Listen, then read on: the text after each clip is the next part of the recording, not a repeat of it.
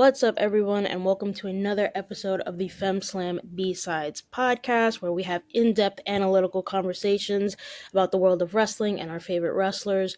Join us as we passionately dive into the art of wrestling and have detailed discussions while setting aside our fan-based biases. I'm Toni. And I'm Vio. And thank you for joining us.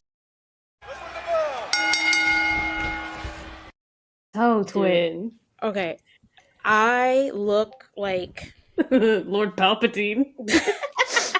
This is as you can see behind me, you can tell I'm having a very rough road to WrestleMania. Okay, so just bear with me. We're not talking about the road to WrestleMania because that's not our job. Nope. Not our division. We're NXT and AEW and everything else. Speaking of NXT, we'll get there, but like for everything else, for everything WrestleMania, get somebody else to do it. There can't go be me. There's a pod on the other week.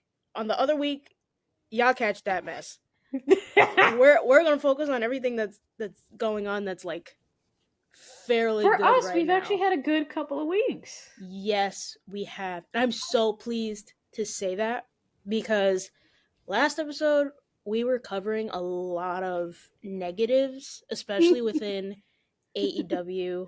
But I am so pleased to say that Redemption. Yes, I am very happy with the direction that AEW is going right now. Dare I say they're kind of like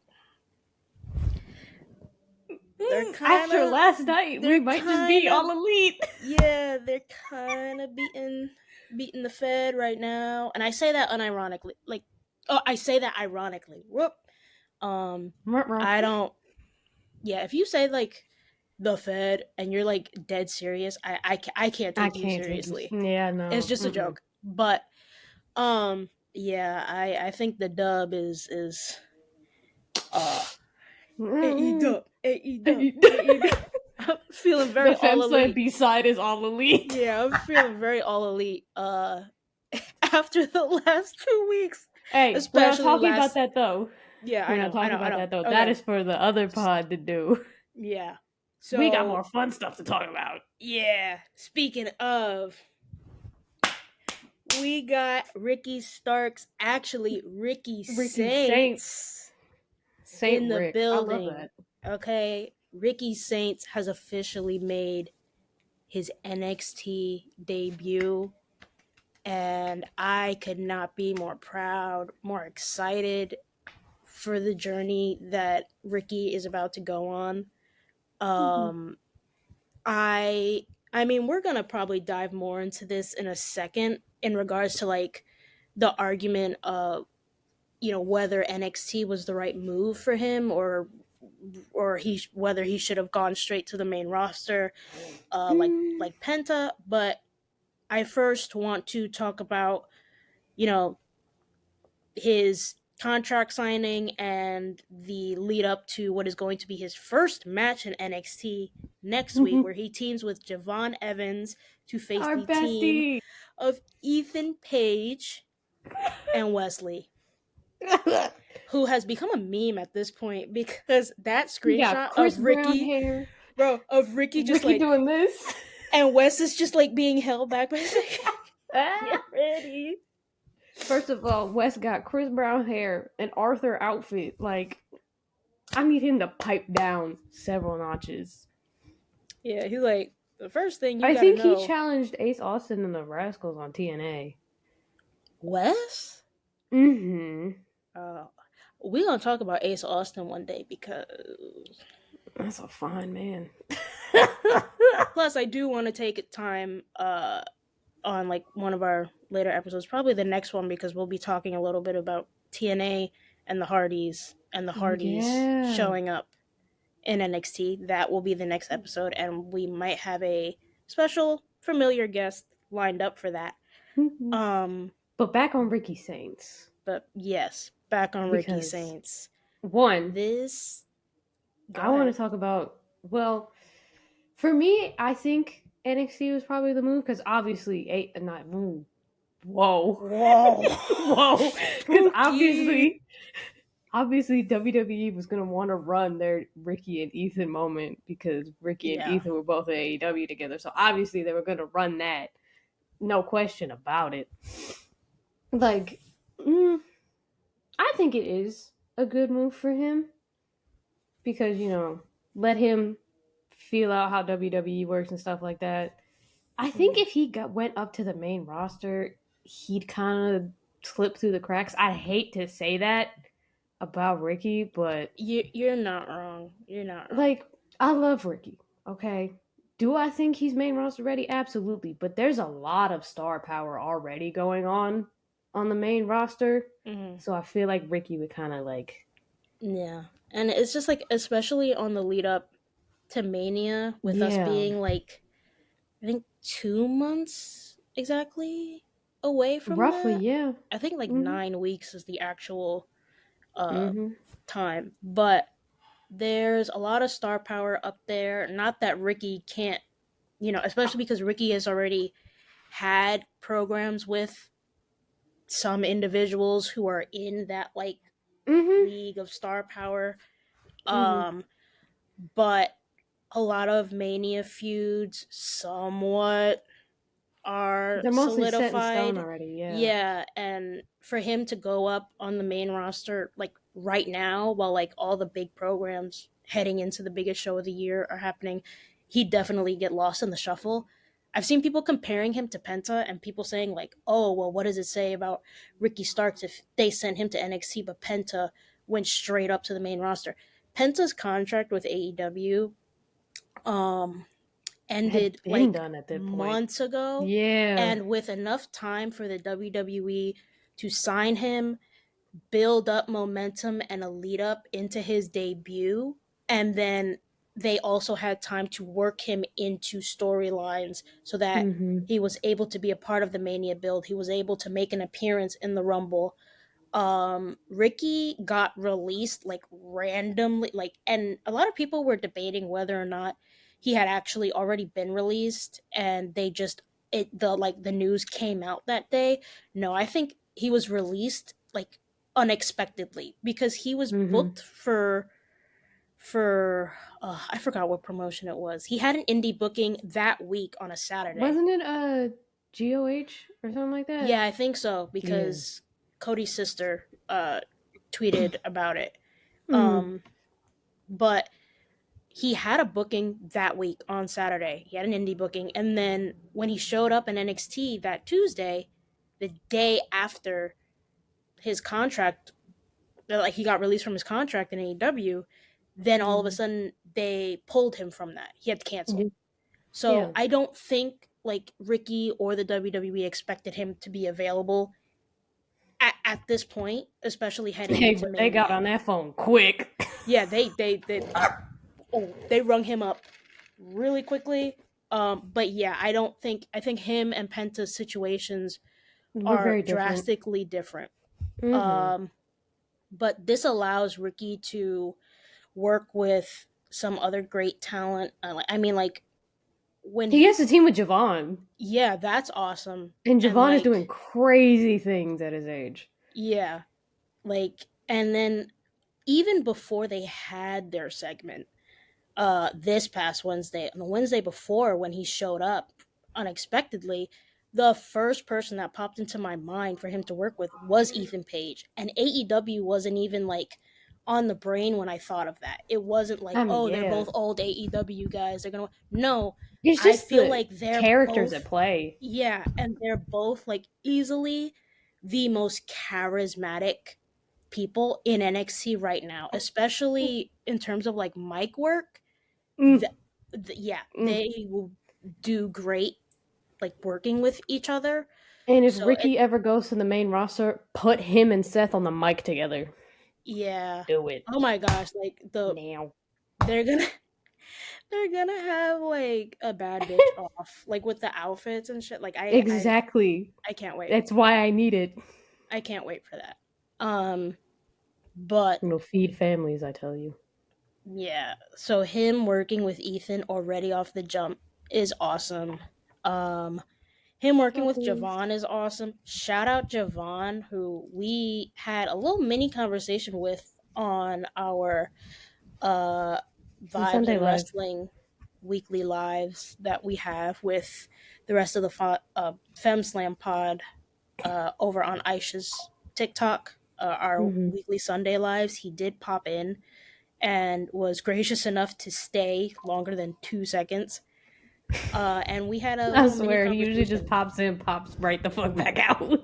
Yeah. But yeah, we had a little chat with him, and we are actually going to be in attendance at NXT Roadhouse in Madison Square Garden. Roadhouse? Yeah. Roadblock. Roadblock. Holy shit. Oh my god. Roadhouse. Hello. Bro, listen, it's been a morning. But yeah, NXT Roadblock at the theater at Madison Square Garden. We will be in attendance along with another good friend of ours. Shout out Ember. And Hi, Ember. We will be repping the podcast as well as Javon. We promised him. So we promised. Yeah, we promised. So yeah, shout out Javon. He's awesome. We love you, bestie, if you happen to be listening to this. Yeah, probably not, but we love you anyway. We love you. We'll probably post this clip on TikTok or something and tag him. He's more likely to see it on there, if anything. Mm-hmm. But yeah, I think at least between the both of us, the consensus is NXT was the right move for Ricky. I don't mind the name change. Everybody and their mother made a big deal out of it. No, it's not even that crazy. Like, if y'all got used to, like, Io Shirai being Io Sky and Walter now being Gunther, like, I promise you and all the different iterations of the Godfather. Yeah, it's like, we'll be fine. We'll be fine. Yeah. And I like the explanation that Ricky gave for his name, and it's clear that it means a lot to him to rep New Orleans. Yeah. So, I mean, I'm not going to be the one to say, like, oh, the name is bad and all this stuff. Like, if Ricky's happy around with Christmas time, we can call him Saint Rick. Oh, my God. Pray to Saint Rick and hope that every wrestling show goes great. Yeah, I mean, hey, Mania next year is in New Orleans. Gotta get Ricky on that card, by the way. Yeah, gotta. Hometown hero, you know what I'm saying? But yeah, we love it's a name. It fits him. Yeah, we love the name. He loves the name. And we're excited to see what else he has, down the road in NXT. Yeah. And we're just happy for him. No tribalist BS. We just want the guy doing what he wants, and that's to work. And I just wanted him on my TV. Yeah, that plain and simple.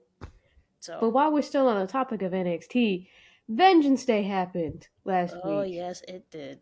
Vengeance Day happened, and we got a new NXT Women's North American Champion, Stephanie Vaquer. I prayed for this and it happened, bro. I love it here.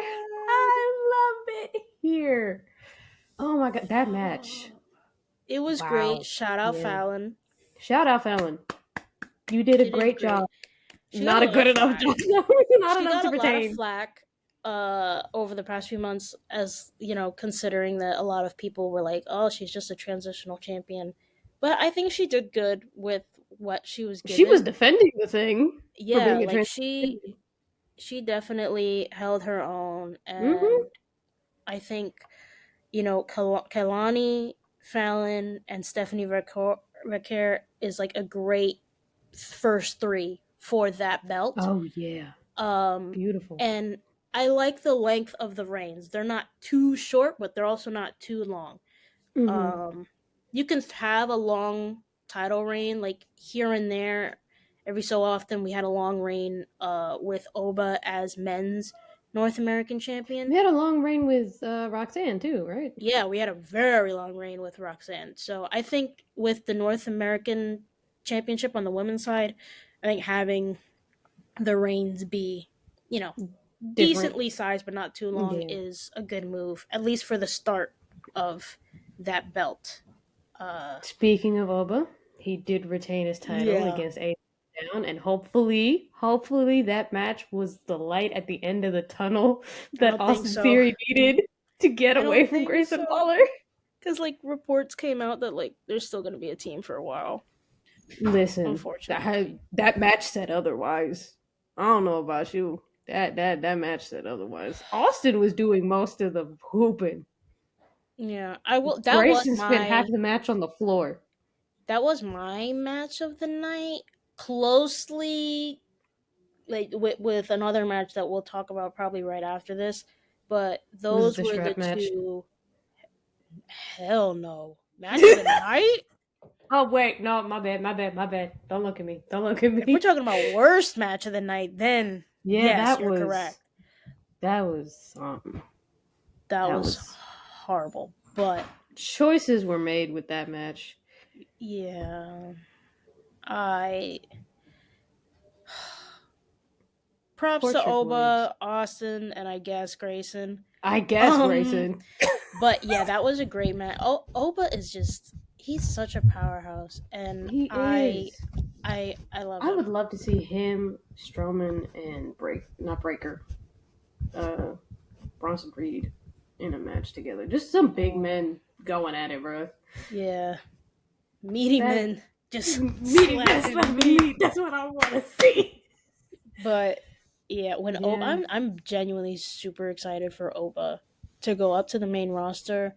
Not anytime soon, because the NXT men's division desperately needs him still there. Yeah. But in due time, he has some great matchups waiting for him on the main roster. For sure. But we're talking about other good matches. Ethan Page and your bestie Javon.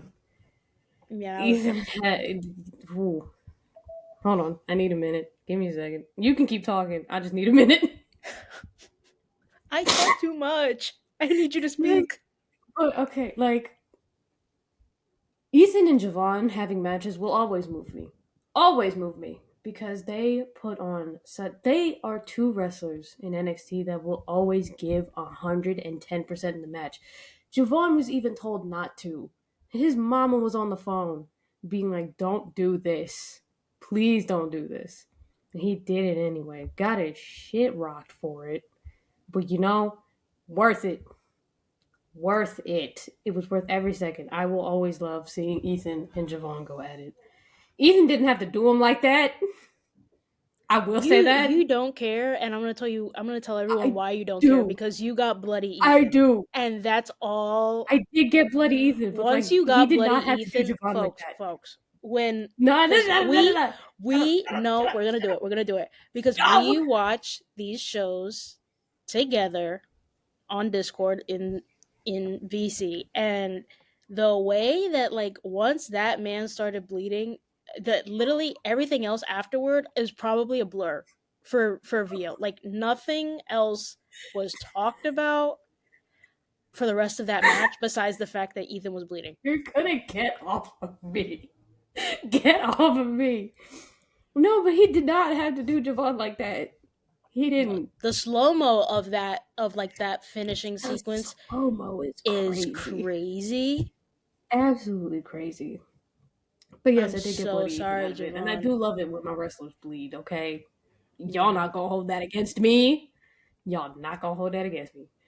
But yeah, it was an amazing match. I would watch Ethan and Javon fight 50 million times over if I could. Just because they put on such amazing matches. And the story between them has just been it's been so interesting to me. I low-key feel like we're either getting a triple threat or potentially a fatal four-way for MSG, involving at least 3 to 4 of the participants of the tag match next week. You 100%. And Ember are going to witness me fighting some demons. Some true demons. Yeah. But also... super hyped for that. But also, at Vengeance Day, Fraxium lives another day! Yay! Fraxium is fine. I've gotten to a point where I'm like, will the world as we know it be okay the day that Fraxium isn't okay? Like, no. The day that they lose those belts, Twitter.com. Oh, sorry, X. X.com will be on fire. In shambles. But another banger match. The fact that they didn't get Tag Team of the Year. That makes me feel a little tribalistic, but I'm not gonna go there. We're not gonna go there.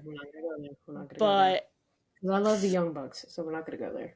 Nathan and Axiom have had a fantastic year. There's not one match that I think was like, in my mind, below a 4-star. And not that I can think of. Those two are absolutely insane. They might get the Hardys soon. Yeah, that's... Fraxia might be fighting the Hardys soon. Let's take a moment there. Let's save that for our next episode. That's what we're really going to get into. The Hardys. At the very least, they've gotten the attention of the Hardys. Yeah, that's crazy. And that's awesome for them to get that rub. You know? Yeah, they must be ecstatic. So, I mean, that's awesome. But I mean, unfortunately, we have to talk about... What do you mean, unfortunately? No, I mean, we have to talk about the last match of the card that we haven't spoken about yet. And that I mentioned it. But... That is the strap match between Eddie Thorpe and Trick Williams. That Eddie Thorpe won. With a cheap shot. He won with a cheap shot. I can say that. Choices were made. Wasn't a great match, and I feel bad for Trick Williams. I know some individuals who don't. Shout out Janae.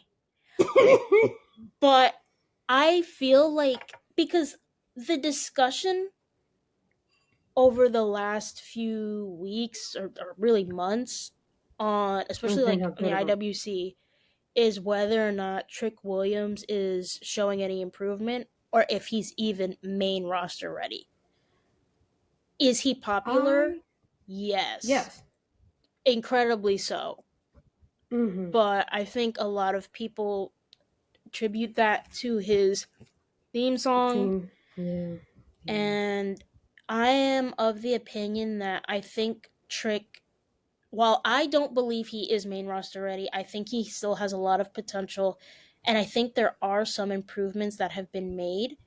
However, I feel like his last few opponents haven't been able to showcase that. Yeah, I don't think giving him Eddie Thorpe and previously Ridge Holland was the way to go to get anybody behind Trick Williams or his capabilities in the ring.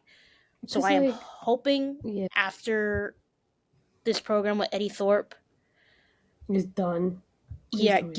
Please give him somebody else and give him Ricky. His matches with Ethan, those were good. Yeah.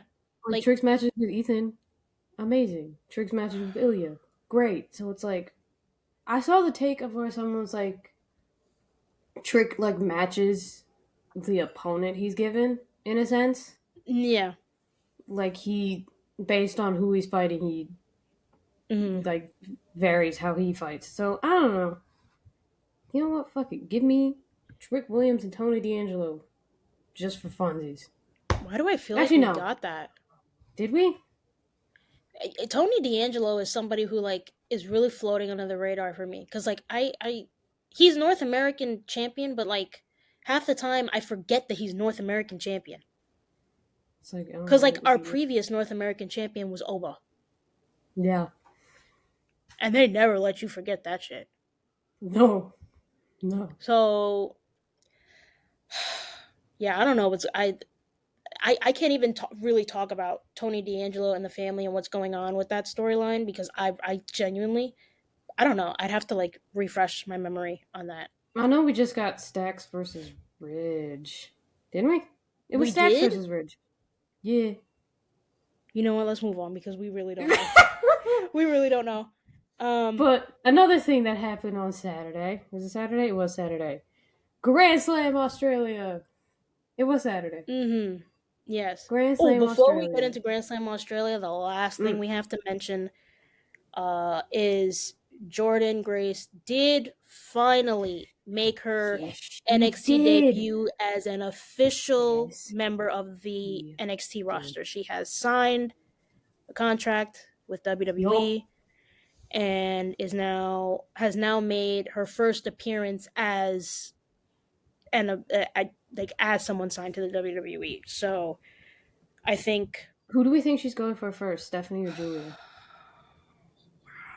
Or does she go after both? That's the thing, because the only times we see her come out is when both of them are out there. So it's, and I feel like Stephanie and Julia both want the title that the other has, because like we keep seeing people, like especially on Twitter, talking about 2 belts Julia, 2 belts Stephanie.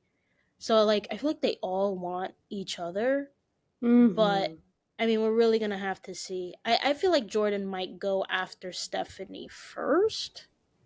Probably because Stephanie, and this is no shade to Julia, but like her, like Jordan and Stephanie are kind of similar build, so they probably fight similarly. Yeah. So I also think Jordan would more than likely end up claiming the North American title before getting the NXT Women's title. Yeah.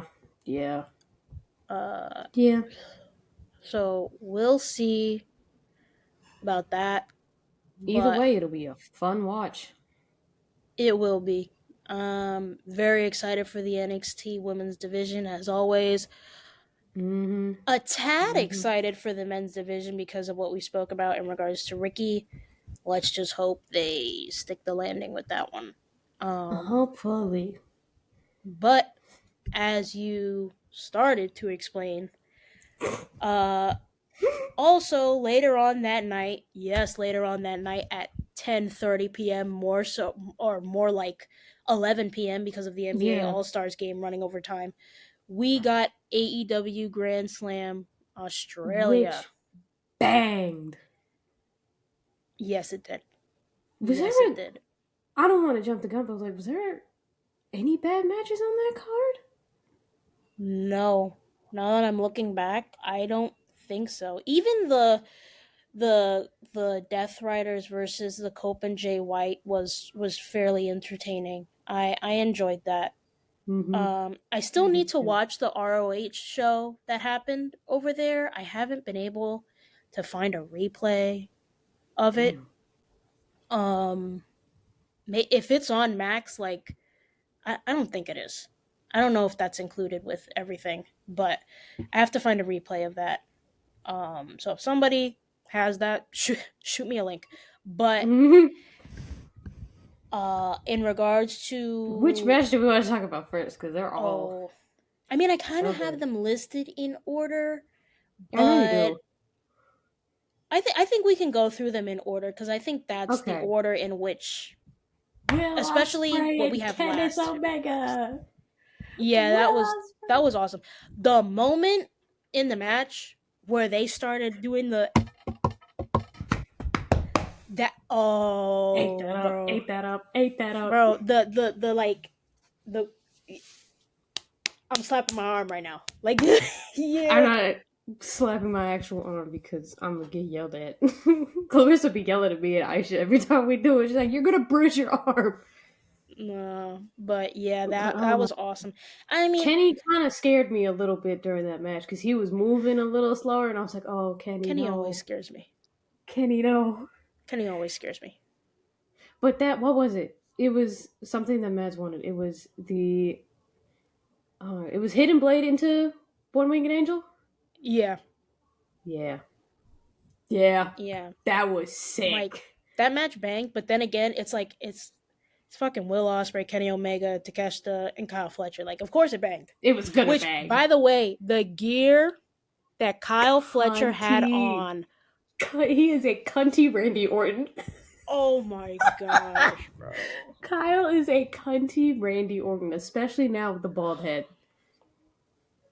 That is a cunty Randy Orton. And I love that for him. I'm still thinking about it. Yeah. Yeah. Kyle, you want to wear cunty gear more often? Ooh, Kyle.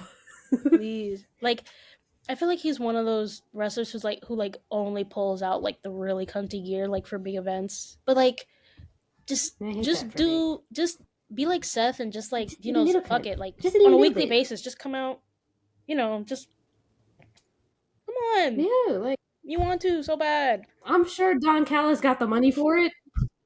Don. Oh, like that's like the one negative right now with like Takeshita and Fletcher. It's just like, yes, we get them, but then it's like, Don Callis minutes. They're his Titantron, bro, with that stupid scar. His Titantron with just his like ominous face on the fuck. And if you get it from a certain angle, he looks like wide. He looks like Megamind, bro. It's so scary. An orange Megamind with that drawn-on scar. Scary. That scar is definitely drawn on. Ain't no way that because that's been there. What, years now? That's been there since what, 2019? Since the beginning. Yeah. Anyway, moving on from that. Mercedes Moné and Harley Cameron. Also, bang of a match. Yeah, Mini Moné. I thought Mini Moné. I was live tweeting on the Femme Slam account during that, and I was like halfway through the match when Mercedes like punt kicked, like, bro, NFL, call that woman. She punt kicked Mini Moné like so far, like out of camera view, and I immediately got on the account and I was like, Mini Moné is dead. Because she kicked her, because she was kicking her in the direction of, like, the ramp, and then Mini Moné ended up flipping and going back over to, like, commentary somehow. Mini Moné is #real worker. Okay? She is. And then Harley pulled out the Mini Moné with the angry eyebrows. Yes, like, that was so entertaining. Yeah. I love that. Like, there were so many people Harley shitting Cameron on right now. Yes, like there were so many people shitting on Harley Cameron like in the lead up to this and like everything she was doing or saying was. I'm like, you hate fun. You hate fun. Like, this is it. Because what do you mean she's got a little puppet of Mercedes Moné and she did her own rap over Mercedes theme and you're gonna be mad at her? Hello, she shot a music video with the Mercedes Moné puppet. What do you mean you hate that woman? Bro, is that puppet for sale on AEW shop? It better be. If it's not, Tony Khan. Tony Khan. I have a way for you to make money. Real close right now. Tony Khan. Please. Please put that thing for sale. I will buy it. I'll buy 5 of them. I'll buy 15 of them right now. Oh my god. Like, when it comes to that puppet, bro, I'm an AEW shill, bro. Like, give me that Give me that puppet. Release versions of it. The regular and then the one with the angry eyebrows. Yes. I would make you. I'm making you money right now. You could have little belts to go along with her. Yes. Little mini belts. You could sell that. Like, Tony Khan. Make little puppets of all the make mini puppets of the entire roster. Actually, call me with little belt accessories. Yeah, do it right now. Is there also? I mean, we're not up to. I mean, their match is up next, but like, is there Spike replicas for sale? You know what? Don't even answer that. It's probably a good thing there isn't. However, Tony Khan. I mean, like, we could have like a blow-up version. You know those like inflatable baseball bats? Yeah, something like that. Because like upon like the minute I said it, I was like, do we really want that in the hands of people like on the street? But you could do something like that. Or like is there like a wiffle bat type of thing? Yeah, but like, is there a Cope figure that comes with the Spike, like a little Spike, like as like an accessory with it? Not that I'm currently aware of. No. Again, Tony Khan. Me. We trying to make you money. Call me, please. But yeah, speaking of Death Riders versus Cope and Jay White, this is a match. I'm gonna be honest, I wasn't even excited for. And I love Jon Moxley, the Death Riders. Quite literally, no pun intended, to death. Mm-hmm. Yeah. I wasn't even excited for this. But then bleeding happened. And suddenly I was... I'm a sip my iced cappuccino right here, and I'm gonna let you have this one because No, I'm gonna let you have this one. No. But like, I was excited for it because it's like, fuck, I have to watch Adam Copeland and Jay White again. Like, I have all the respect in the world for Adam Copeland and the things he's done for the wrestling industry. But man, oh man, sometimes it's just like, oh, this guy again. You know what I mean? It's really only when he gets on the mic. Yeah, that's when he picks up a mic. Like, I'm like, oh. Mads literally, shout out Mads. Mads watches AEW and NXT with me and Tony. Mads literally predict, like, this past Wednesday, at the time that we're recording this, Cope got a mic in his hand, and Mads is like, oh, here he goes. He's going to start talking about Mox's balls, and by God. No, because he did. She said that, but then I was like, bro, he's going to say something cringe, isn't he? And then 2 seconds later. By God, he did. By God, he did. But, in regards to the match, which is what we were initially talking about, it was a very good match. Yeah, when it comes to the grabs. Culp got it. Culp still got it. There was tables. There was barbed wire. The barbed wire chair. Uh-huh. Tony Khan, if you want another accessory to put on a Cope or Mox doll. The figure. No. Yeah, figures. If you want another accessory to put with the figures, that barbed wire chair was insane. I will say, though, I'm good. For my sanity, go ahead. I'm gonna need Cope to stop jumping from high places. I have PTSD. Yeah, that's we do not need you out for another 9 months to a year. Stop it. Please, God. He jumped off the crowd. I need everybody over the age of 45, regardless of the promotion, to calm the fuck down. Please. Relax. And if you're over the age of 35 and you have previous knee or back issues, calm the fuck down. Calm down. We got Mania and All In on the way, bro. I'm begging y'all to chill, please, God. This is a PSA to all of the unks currently wrestling. Calm the fuck down. Y'all are not in your 20s no more.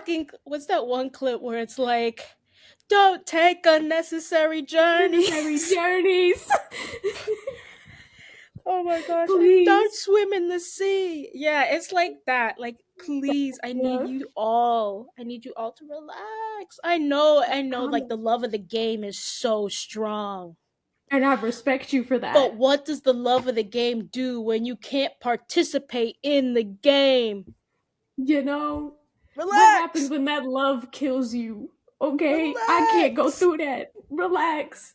Step away from the top turnbuckle. Step away. But anyway. I know the voices are talking to y'all, but like, stop. Speaking of voices, Randy, come home. Anyway, That's not our job. That's not our job. I mean, it's my job. My job. Okada versus Buddy. Yes. Dude. Yeah, I was really excited for this one. R.I.P. to Buddy's ankle. I don't think it's that bad.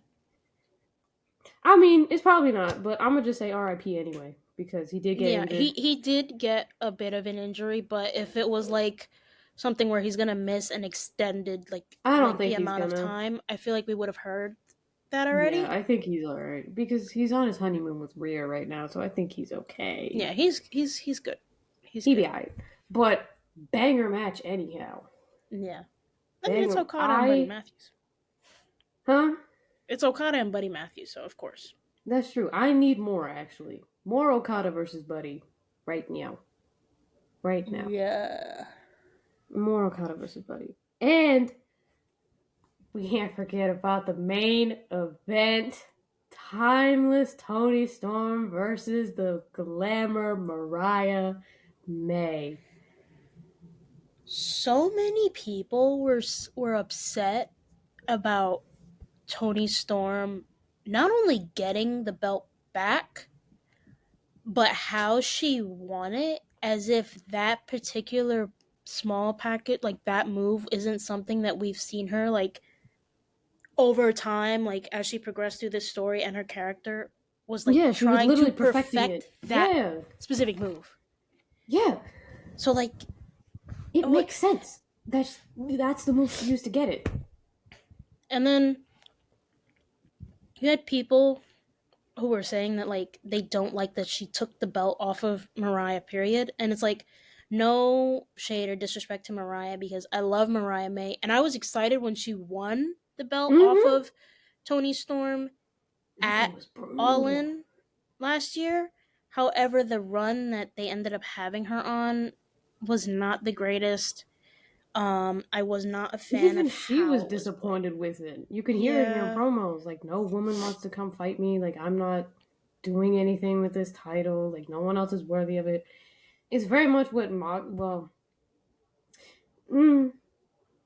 it's what Mox thinks he's doing. You know what I mean? Like, oh, no one's worthy of this title, blah blah blah. But like, Mariah, like, dead ass wasn't fighting anyone.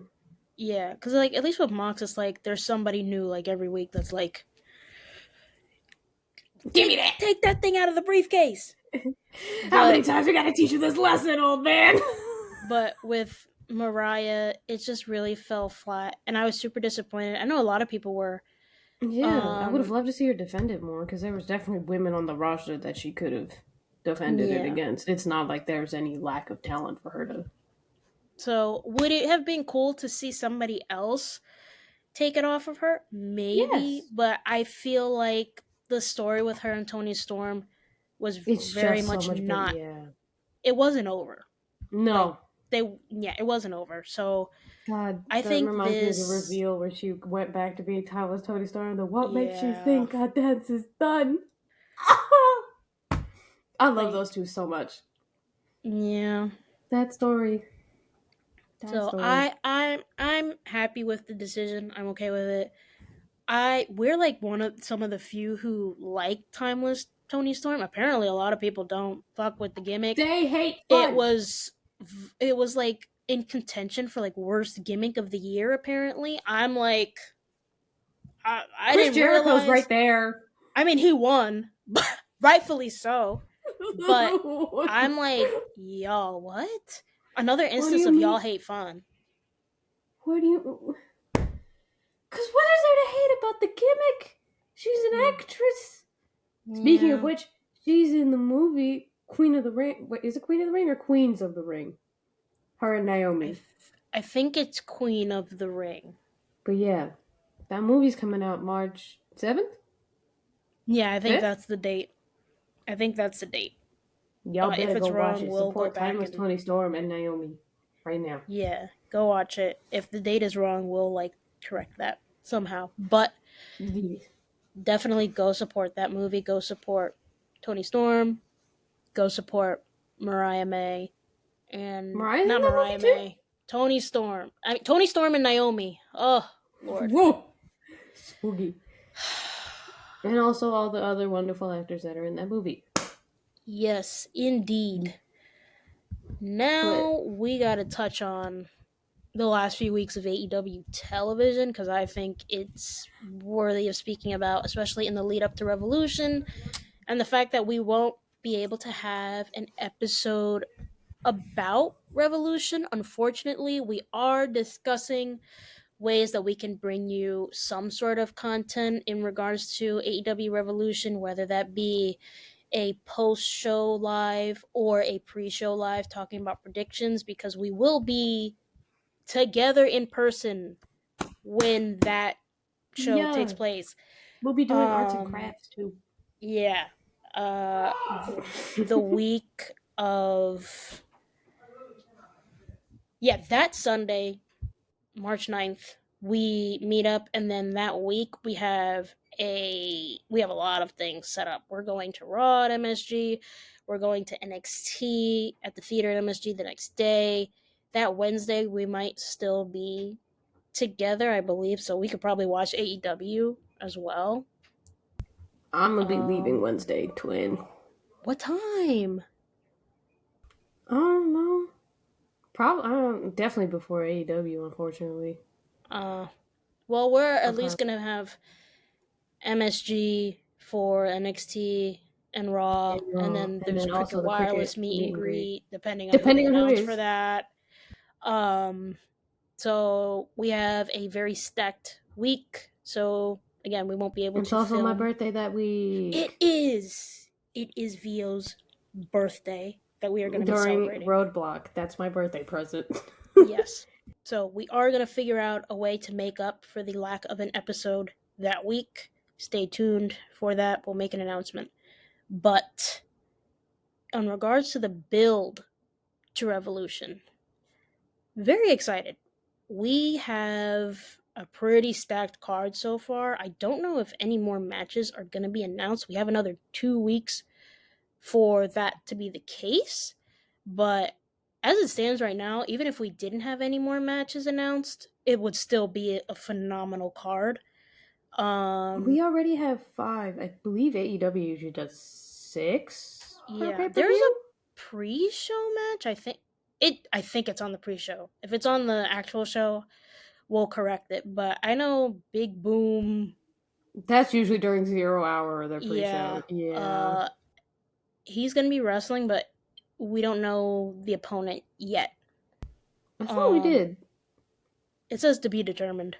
Oh, never mind then. But the first thing that I want to talk about is in regards to Ricochet. Oh. I want to touch on Ricochet because, at least for me, I feel like I'm seeing a lot of improvement with him, especially on the microphone in regards to not just his work, but his confidence. He seems way more comfortable on the microphone now than he did in WWE. And I think it's because from the get go, like when he arrived in AEW, they were immediately putting him on the mic and having him do vignettes and interviews. And the first few were a little spooky. I'm not going to lie to you. It was a very rocky road to get They here. still a little spooky, but less spooky than before. At times. But I think the reason why we never got the chance to see the growth that we're seeing in AEW during his time in WWE is because their method was like, oh, he's not good on the mic, so we're not going to have him do that so much. We're just going to have him wrestle. And so he wasn't getting the chance to improve and get comfortable over time.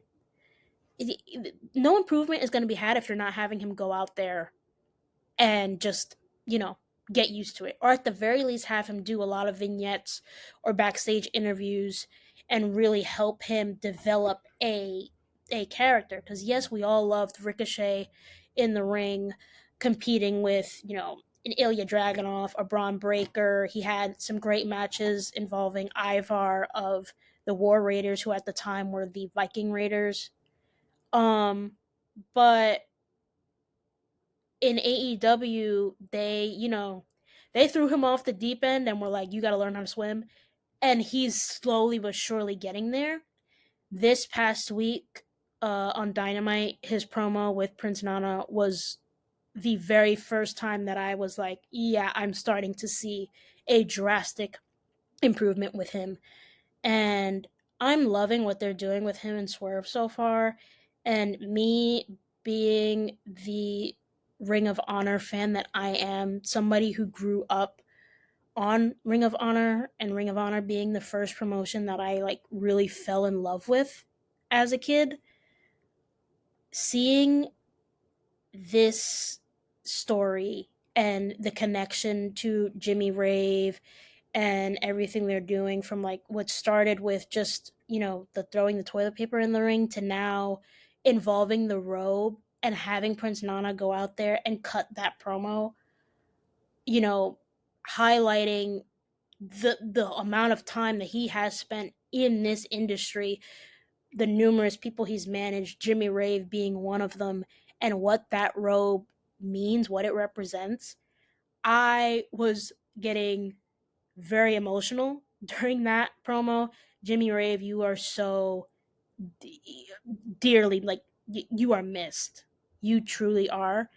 But I'm thrilled with how this is going, and I I'm thrilled that we get to hear Jimmy Rave's name like being said on AEW television, and even people who didn't grow up, with Ring of Honor or even knew who Jimmy Rave was, like they're learning and they're going back and they're, you know, seeing what the origins of all of this is.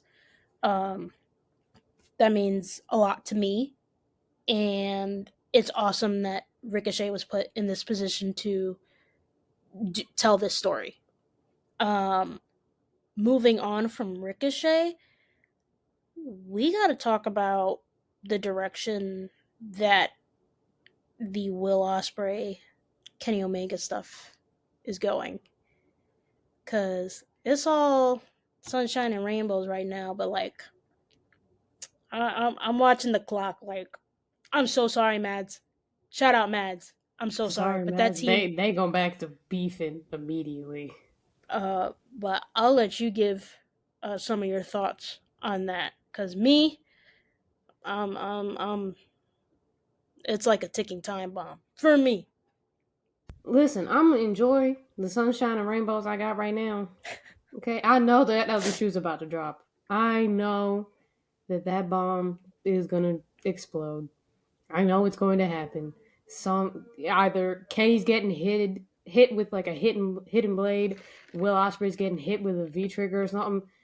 Something gonna happen, and then we're gonna go right back to beefing with each other. But for right now, I'm okay with the sunshine and rainbows. I'm okay with the sunshine and rainbows. I'm okay with Will and Kenny being all silly with each other.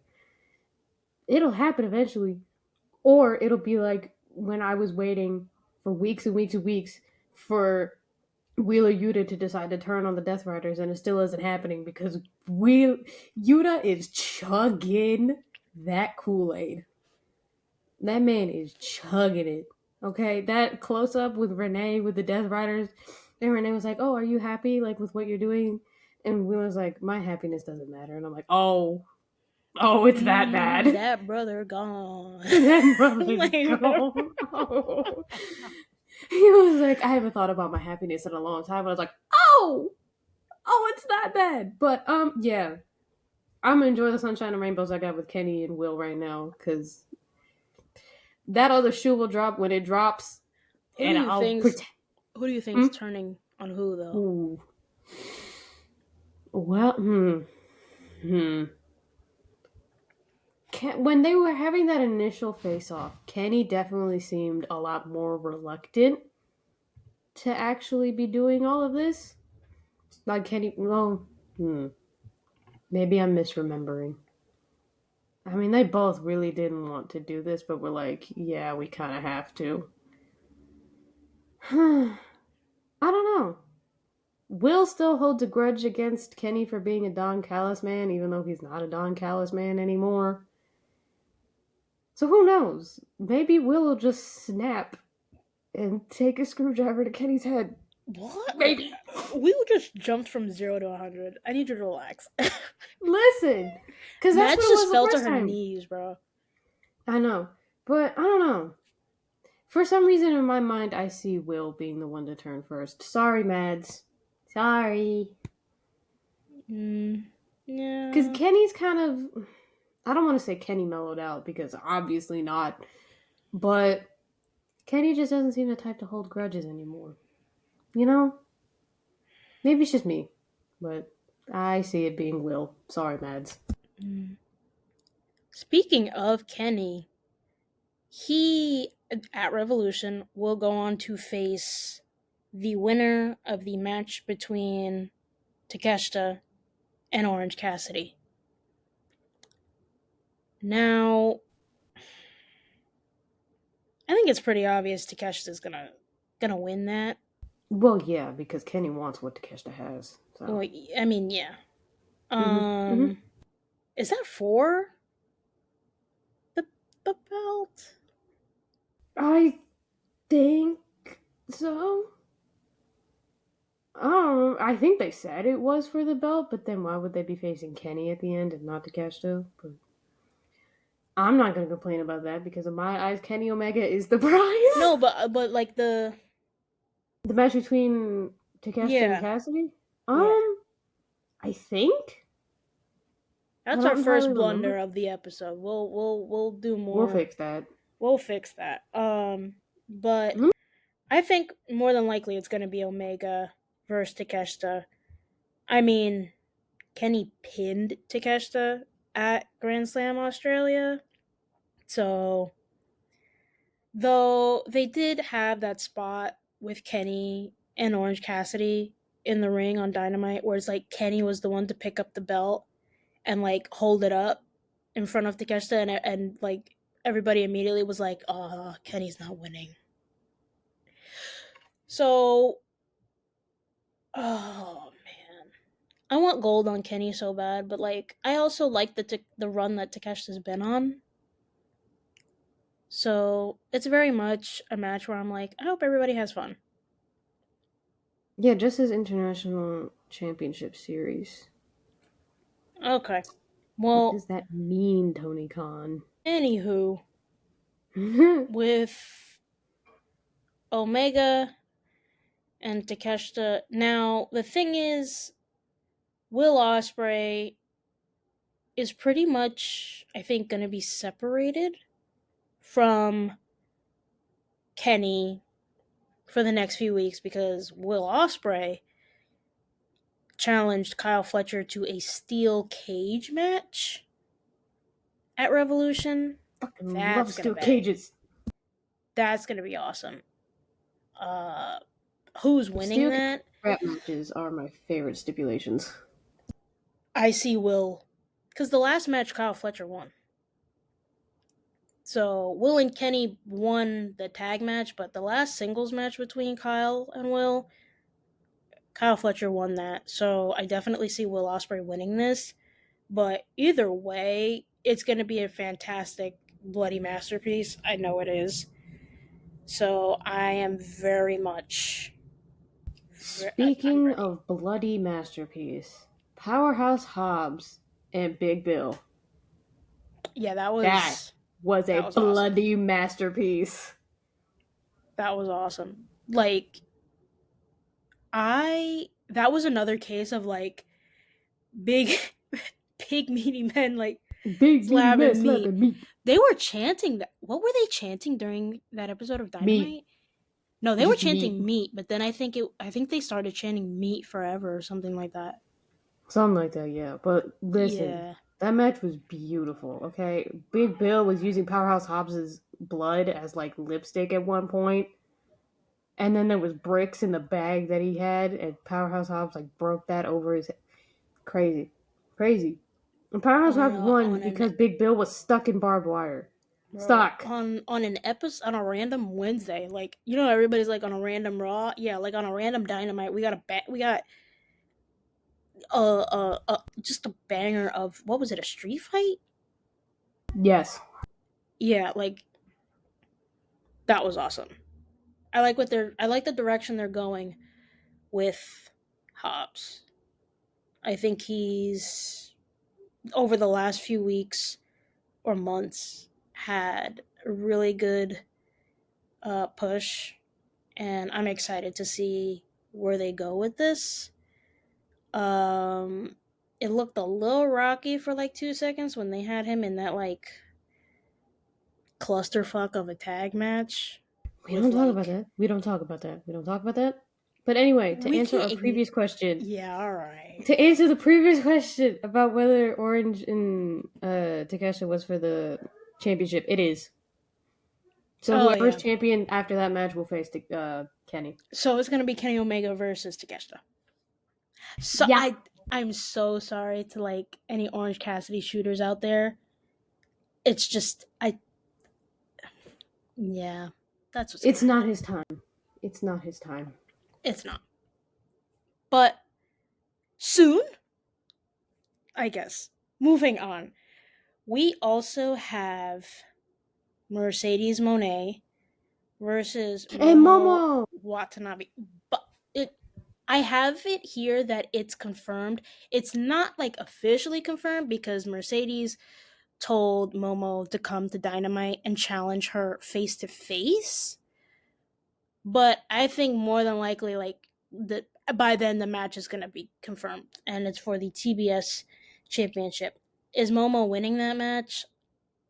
Probably not, but it's gonna be a banger either way. And you know what? That's all I can ask for. Joshi wrestlers will always go hard. Yeah. Mercedes and Joshi's always gonna bang every time. Every time. So the only thing is, I think right now I'm trying to think who's the one who finally beats Mercedes Moné. Because they had Chris lose to her twice? Which is sick and twisted, but anyway. The first person that she pinned was Willow, who is like the next person that I want to get into.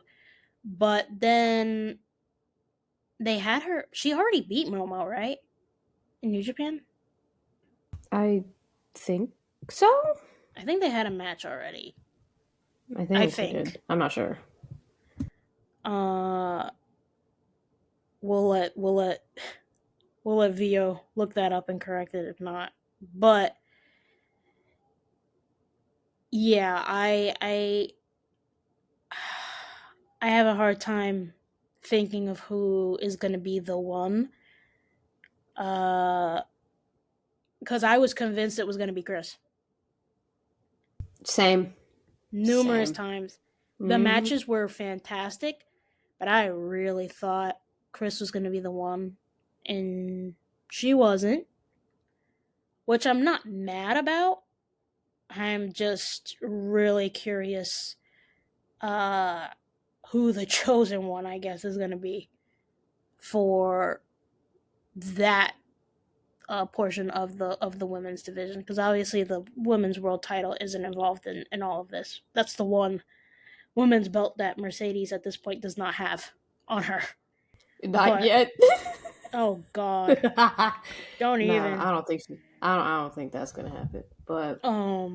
But speaking of the women's division, Willow Nightingale, Tony Khan, Revolution. I want Willow Nightingale and Marina right now. Matter of fact, bring back the intergender matches and let her beat the hell out of Jon Moxley. Because let's be honest, it's John's fault. It's Mox's fault. This poor woman keeps getting interrupted. It's not even Marina's fault. Mox is saying jump and Marina's just jumping. It's Mox's fault. Bring back intergender matches and let me see Willow versus Mox right now. Let me see Willow beat him, actually. Yeah, I feel like we're building towards Willow and Marina, and we have been like in the background for a while, because during that clusterfuck of a run-in after the Orange Cassidy Mox match, a couple of months back, Willow was one of the people who came out to defend Orange Cassidy against the Death Riders, and her and Marina like fought. And now then we never got it again until now. Yeah, and now Marina's attacking her backstage. So that the match is coming. I just like mid promo too, like what a shame. But we're getting that match eventually. We should be. I think Revolution, but like if not Revolution, maybe Dynasty, which it's not 100% set in stone, but we potentially could try to swing by Dynasty, because that is in Philly. Yes. So stay tuned. Me, Orange Cassidy, and Yuta's neck of the woods. Yeah, stay tuned. But if we get to see Willow Graps, we're going. Yeah. The tickets were like really cheap too the last time I looked, so like it's AEW, them tickets always cheap. I ain't gonna lie. That's not a bad thing. It's not a bad thing. Shit on them for it, because obviously AEW was go to more AEW shows. Yeah, and AEW was the first show and probably going to be the only wrestling show where I get floor seats. I sat second row right by the ramp back in 2021 for an episode of Dynamite. I know. You in gave September. Me the pictures. Yeah, I sent you the pictures. And mind you, like, this was a few weeks after they had the debuts of both Bryan Danielson and CM Punk at that time, and I was still able to afford those tickets, which is how it should be. It was like $217 a ticket, second row by the ramp, weeks before the show. So affordable wrestling tickets, accessible wrestling tickets, where you don't have to be sitting with Jesus Christ himself, should be a normal thing. I should not have to sell my house and like one of my vital organs to be able to afford wrestling tickets, let alone decent seats for a wrestling show. So AEW having cheap tickets is not something that I'm ever going to shame them for. Like, I should not be paying hundreds of dollars to sit in the last row in the building. Like, there's no... That's ridiculous. Sorry, they had sweet. They're all sold out for AEW Dynasty, so no one-on-one with Mox for me. Yeah, no. Listen, I was just looking. I was just thinking about it. I wasn't gonna do it. I wasn't gonna do it. But yeah, right now the cheapest tickets are like $30-something. Yeah, so like we may We could probably still get floor seats actually. Swing by. Why are you looking at the floor? The floor is right now, it's not anywhere near that bad, but it's very much out of the realm of like the budget that I'm currently on, especially after your budget is not my budget. Yeah, but you also have to remember the week that we're having in 2 weeks. This is in Dynasty April, is like May. Folks, we'll figure that out. We will in May. Figure that out. Is it in May? It is not in May. It's in April. The beginning of April. Whatever. Mind you. It don't matter. Anywho, there's a passcode. Fuck. I think the last major storyline. Actually, we have 2 more. We got to talk about Cope and Jon Moxley. Oh, I thought you were going to jump into Hangman and MJF first. I was, but then I remembered we have to talk about that because that match got made. Yeah. We alluded to this segment in regards to Adam Copeland's cringe mic. Interesting promo. We'll call it that. Lately. But we're getting that. We're getting those 2 in a singles match at Revolution for the AEW World Championship. I think the match itself will be good. I'm excited for the match. I'm not excited for the weekly programming leading up to it because the build-up has been very meh. But I mean, the match should be entertaining. So, and I mean that's what I care about the most anyway. But so long as we don't hand Culp a mic, everything will be fine. Everything will be fine. Just don't give that man a mic ever. Yeah, that's where we're at. Speaking of mic work, Jon Moxley went out there and started reheating Roman Reigns' nachos, and like, you know what?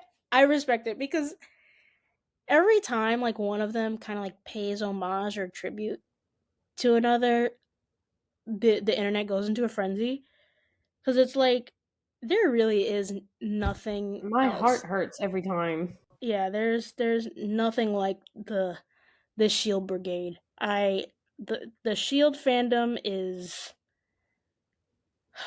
including Vio. You gonna count me out of that one?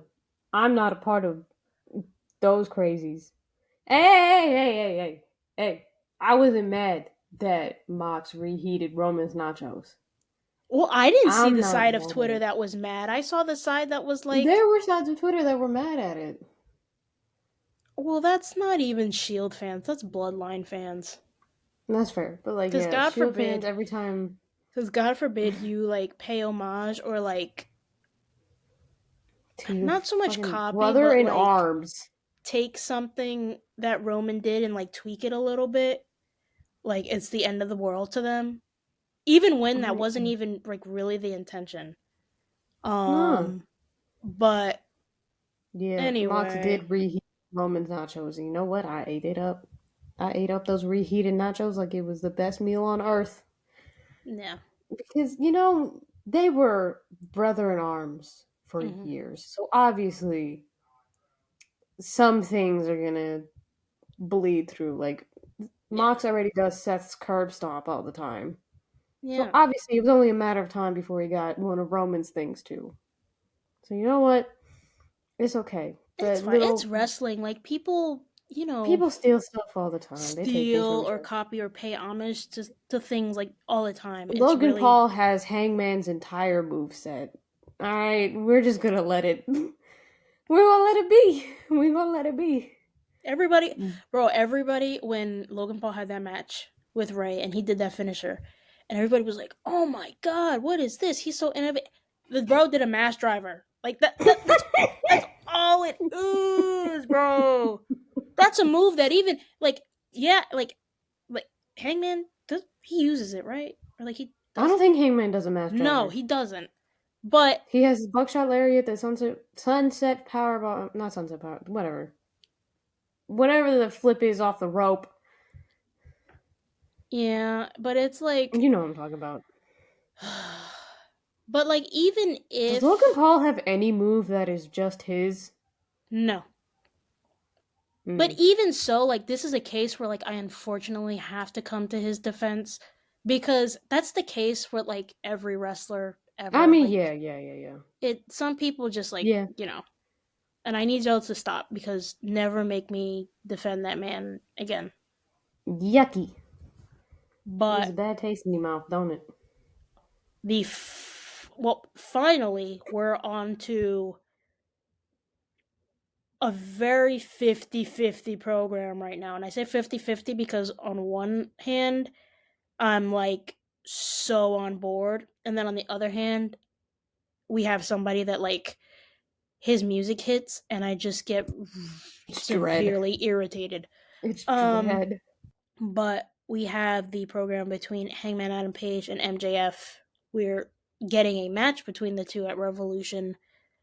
That promo on Wednesday, specifically Adam Page, goosebumps. Like, MJF brought up Christopher Daniels, and Hangman was like, "You do not speak on Christopher." That Winter Soldier switch flipped immediately. Those were the Winter Soldier activation words. Christopher Daniels' name is Hangman's activation words. Because Hangman was all calm, cool, collected, like he's cutting a promo, he's not showing much emotion. Christopher Daniels' name came on. You don't get to, sir. And then Christopher Daniels actually came out, and Hangman's like this, ready to, and the way he fought. Hangman's such a great actor, bro. We're getting babyface Hangman soon. We are. What am I gonna do if he shaves the mustache, bro? Ooh. If he goes babyface and shaves, it'll be okay. But what was really funny was the fact that like MJF was like, "This man, you drink a man's blood," and then he burned his house down. Yeah, cowboy like the cheers kept getting louder as he kept listing off. The worse the crimes got, the louder the cheers. It was so funny. Like, Hangman, never doubt how loved you are. These people were cheering on your crimes. Yeah, that was funny. That was the other thing that was funny is when Christopher Daniels popped up and a fan chanted, "Don't punch your daddy, Hangman."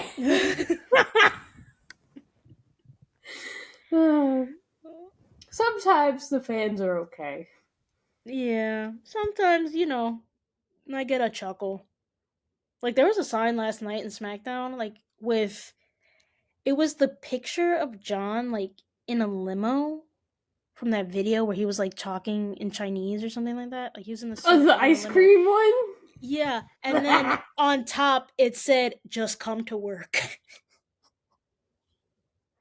Real. You're not wrong, sir. Real. Whoever you were, you ain't wrong. What are you shocked at now? Oh, I pulled a Rumble card. I was playing. Listen, ADHD stay beating our asses. Vio, we're almost done, bro. Like, stay beating our ass, but it was the bunch of punches, and I fucking pulled Logan Paul.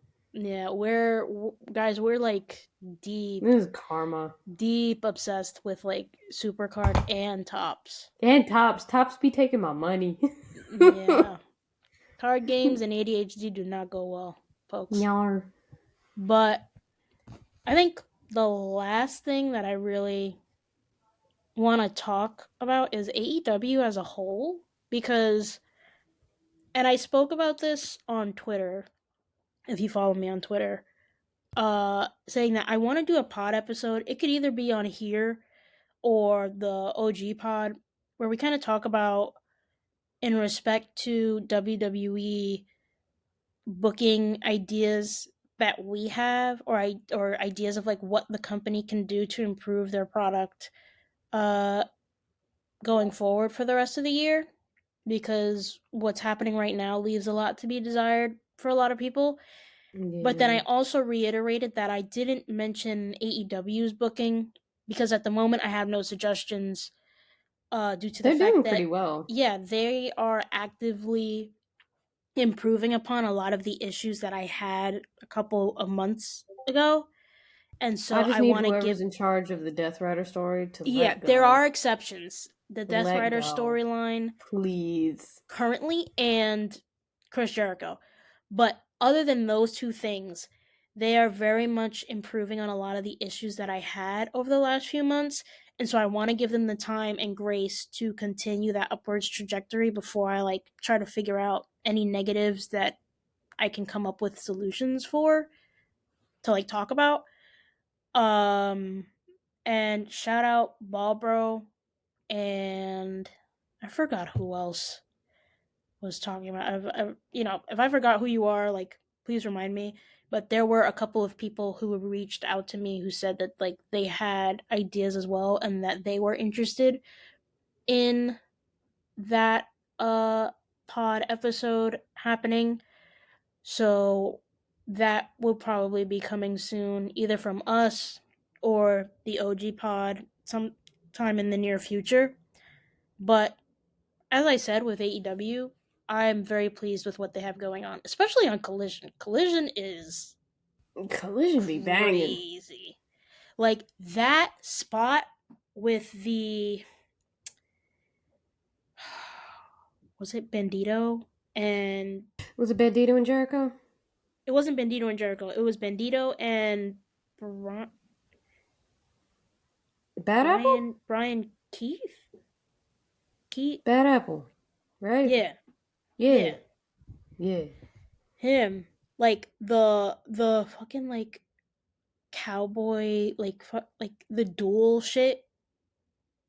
Yeah, that spot that moved me. Like those two motherfuckers walked into the saloon and were like.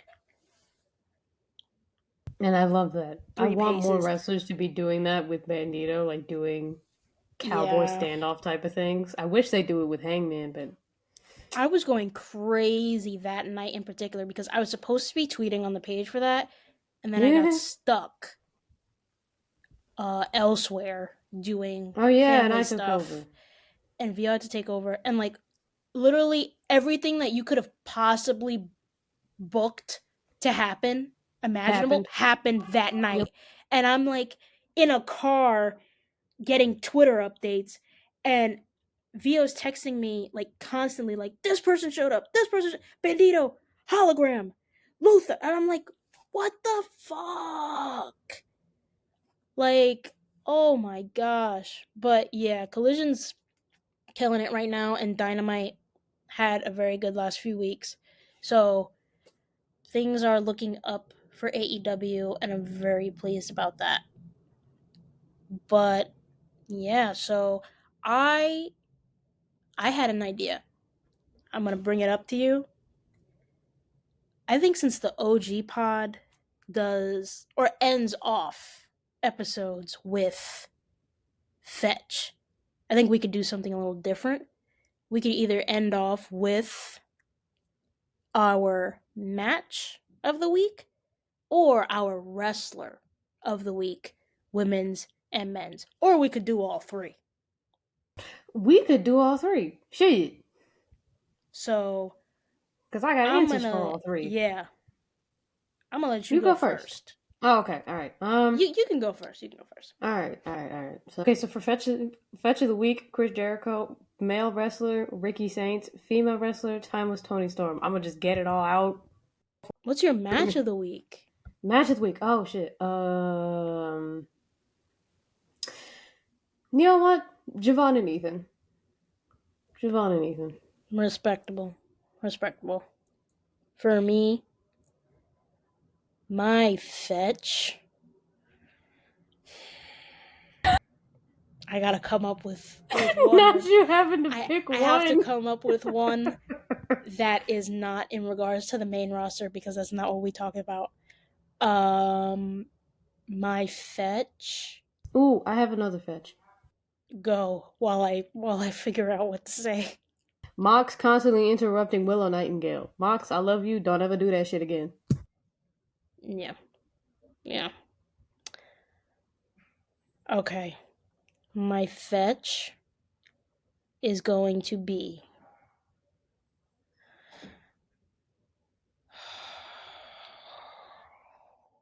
damn that strap match and the result of the strap match. Yeah. Was not pleased.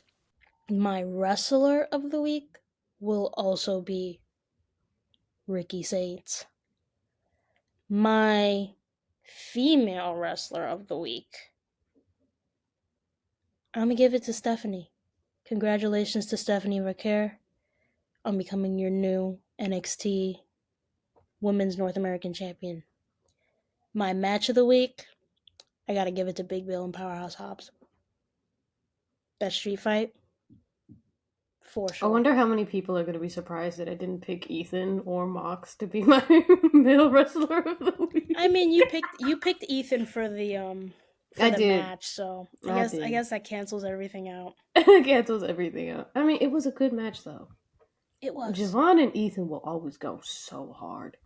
I want to see them in some sort of stipulation, to be honest. I mean, I guess that match was a stipulation for Javon. There was a possibility of him not wrestling ever again. Yeah. I mean, the next few weeks, you're probably going to see them go at it again. So I want him in a cage. Fingers crossed when we go. He says, yes. Please. But also, if you're somebody who's going to be at come Raw see us. MSG or the theater at MSG for NXT or the Cricket Wireless meet and greet on March 10th in New York, come find us. Come say hi. We're going to be there. Come say hi. We'll take pictures. Yeah, don't be shy. We don't bite. At least I don't. I'm not going to comment on that one. Yeah, so once again, we're going to land this plane. I'm going to start off with our socials. You can follow me at Punker Tony on Twitter, Twitch, and YouTube. You can follow me at Pepsi.plunge on TikTok and at heel_Tony with 2 eyes on Instagram.